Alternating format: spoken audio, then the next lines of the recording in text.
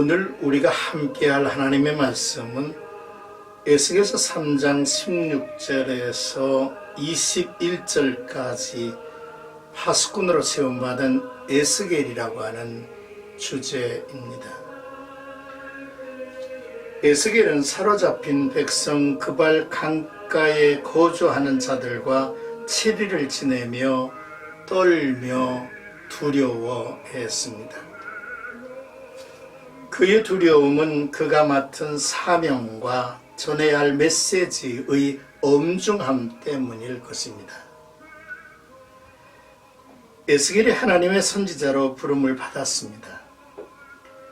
이제 본단락은 에스겔이 파수꾼으로서 임직 명령을 받는 자리라고 말할 수 있죠. 이제 16절에서 17절까지는 파수꾼으로 세움받은 에스겔이라고 하는 내용이죠. 파수꾼이란 성벽의 망대나 탑 같은 곳에 서서 적에 침입해오는 것을 언제든 살피는 사람입니다. 그리고 적이나 수상한 사람들이 나타나면 먼저 성벽 안에 사람들에게 경고의 메시지를 보내는 임무를 수행하죠. 그러면 성벽 안의 사람들은 적절한 대처를 할 수 있어 안전하게 됩니다. 또한 그들은 기쁜 소식에 나팔을 불기도 하지요. 17절에 인자야 내가 너를 이스라엘 족속의 파수꾼으로 세웠으니 너는 내 입의 말을 듣고 나를 대신하여 그들을 깨우치라 했습니다. 나를 대신한다고 하는 말은 두 가지 의미를 지닙니다. 하나님의 말씀만 전하라는 것이고 또 에스겔은 하나님을 대신하는 신적 권위를 부여받았다고 하는 사실이죠. 이제 영적 파수꾼 에스겔은 하나님을 대신하여 이미 포로 생활을 하고 있는 이스라엘 백성들에게 하나님의 말씀을 듣게 하고 깨우치게 하는 일을 해야 합니다. 즉 바벨론 제국의 세력에 굴복해서 여호와의 신앙은 무의미해지고 심령이 병들어가고 있는 것과 바벨론의 찬란한 문화 속에 세속화되어가는 이스라엘 백성들을 깨우쳐 하나님을 알게 하고 여호와께 돌아오도록 하는 사명이 에스겔에게 주어진 것입니다.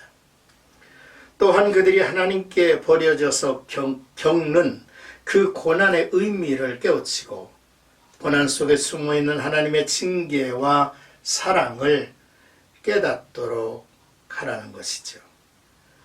선지자가 하나님께로부터 부여받은 파수꾼의 역할을 충실하게 감당하느냐의 여부에 따라 파생되는 결과를 이어서 유형별로 명문화하고 있지요.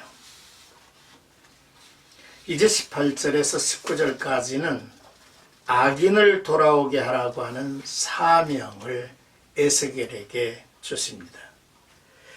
만약 에스겔이 하나님께서 맡겨주신 파수꾼의 직무를 잘 감당하지 못하였을 경우 악인은 하나님의 경고의 말씀을 듣지 못하는 가운데 끝까지 악을 행하다가 죄악 중에서 죽게 될 것입니다. 그런데 하나님께서는 이 경우 에스겔에게도 악인의 멸망에 대한 책임을 묻겠다고 선언하셨습니다. 왜냐하면 파수꾼의 직무를 태만히 하여 상대로 하여금 회개의 기회를 갖게 하지 못했기 때문이죠. 실로 남보다 한 발 앞서 회개한 것 자체가 놀라운 축복이지만 그에 걸맞은 막중한 의무가 지워져 있다는 사실을 성도들은 반드시 기억해야만 할 것 같습니다. 하나님이 말씀하시기를 가령 내가 악인에게 말하기를 너는 꼭 죽으리라고 할 때에 에스겔이 침묵하지 말고 그대로 그 악인에게 경고로 전하라는 것이죠. 그것이 파수꾼의 역할이라는 것입니다.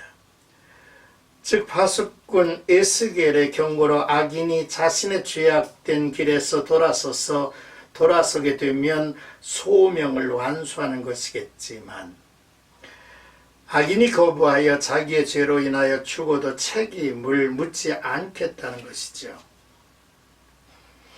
그러나 에스겔이 침묵해서 그 악인이 죄악 중에서 죽는다면 그 악인이 악에서 돌이키도록 전하지 않는 너 에스겔에게도 책임을 물어 그 핏값을 찾겠다는 엄중한 말씀인 것입니다.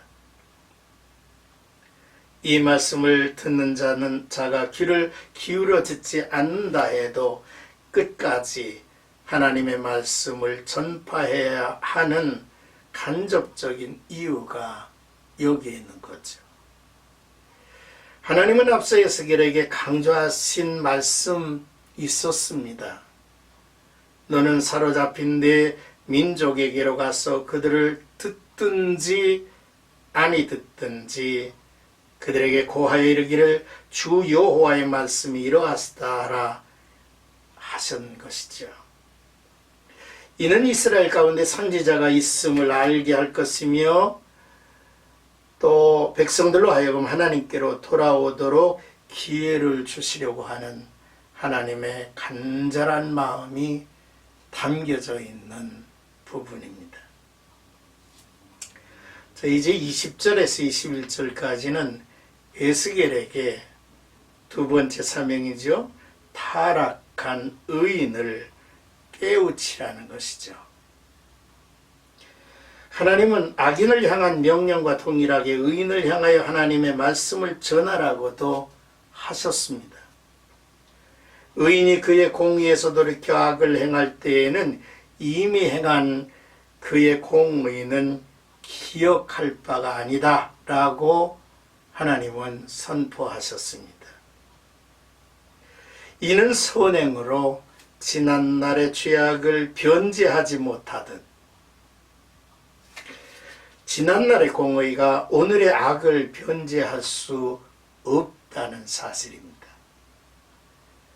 그러므로 의인이 그의 공의에서 돌이켜 악을 행할 때에 그것을 목격하고도 깨우치지 않아 그가 죄 중에 죽었다면 그는 자기 죄로 죽으려니와 그 의인에게 경고하지 않은 에스겔에게서 그 핏값을 찾을 것이라는 중엄한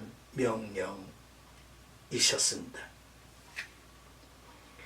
그러나 에스겔이 의인을 깨우쳐 경고했음에도 그가 계속 악을 행하여 자기 죄로 이제 죽었다 한다면 에스겔은 사명을 완수하였기 때문에 생명을 보존할 것입니다. 결국 파수꾼의 책임은 결과에 있는 것이 아니라 소명의 완수와 그 과정에 있다는 사실을 꼭 기억해야 할 것입니다. 책임을 맡은 자가 자신의 책임을 완수하는 데에는 두 가지 자세가 있을 수 있습니다. 힘써 최선을 다하는 경우와 마지못해 하는 경우입니다. 사람의 마음을 살피시는 하나님께서는 마지막 때에 심중의 태도까지 다루실 것입니다. 디모데후서 4장 2절의 말씀입니다. 너는 말씀을 전하라. 때를 얻든지 못 얻든지 항상 힘쓰라. 범사요의 참음과 가르침으로 경책하며 경계하며 권하라 하셨습니다. 오늘 파수꾼으로 세움을 받은 에스겔이라는 주제로 이스라엘을 깨우치도록 에스겔이 파수꾼이 되었다는 것과 또 악인을 돌아오게 하라는 사명이 주어진 것과 또 의인을 깨우쳐 저들이 타락하지 않도록 하라고 하는 내용을 오늘 말씀 속에 함께 나눴죠. 오늘도 한날의 삶이 우리 주님과 더불어 하는 복된 삶이 되시기를 축복합니다.